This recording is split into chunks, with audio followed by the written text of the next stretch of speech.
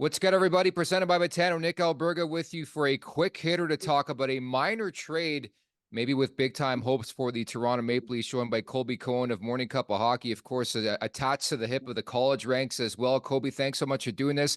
So the Leafs acquire Cade Weber from Carolina for a 2026 sixth-round pick. 6'7", unsigned. They have until August 15th to sign him, or he becomes a free agent. Fourth and final season with BU, right? Yeah.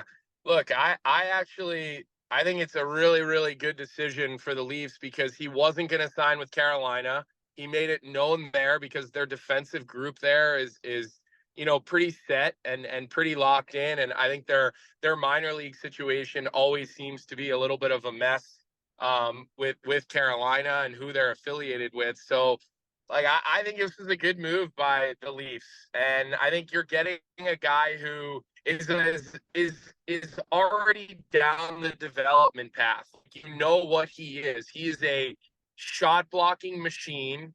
He can skate. For 6'7", he's a pretty smooth skater. He's not lightning fast, but he doesn't have to be at that size because of his stride. And look, he kills penalties, plays against the top players. So, when they play Boston College, he's playing against Will Smith. He's playing against Ryan Leonard. He's playing against Cutter Gauthier. Those are the matchups that he draws.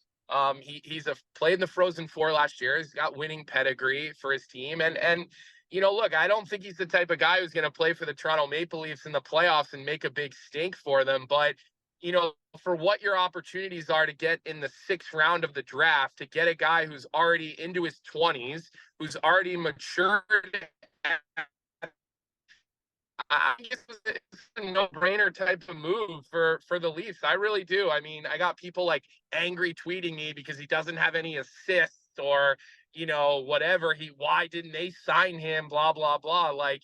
You got to realize that not every player is going to get goals and assists. You need guys to block shots. You need guys to do the dirty work.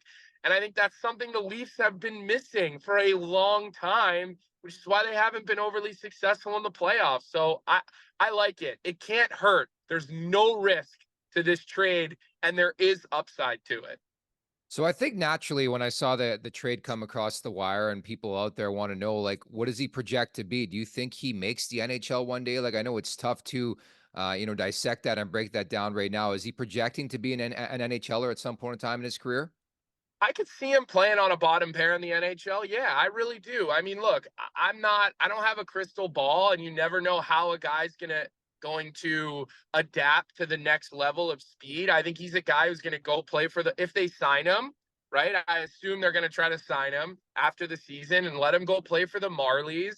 And see, right now he makes a good first pass, right? Can he continue to do that at the next level? But something you always have to think about with a 6'7" player is a guy like that has to prove that he can't play.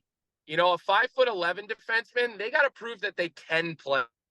There's a difference when you have that type of size and range.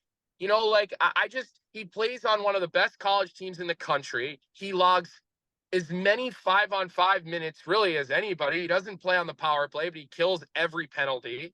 And again, this is a major feeder system for pro hockey is the NCAA. So we're talking about a 6'7" prospect who can skate.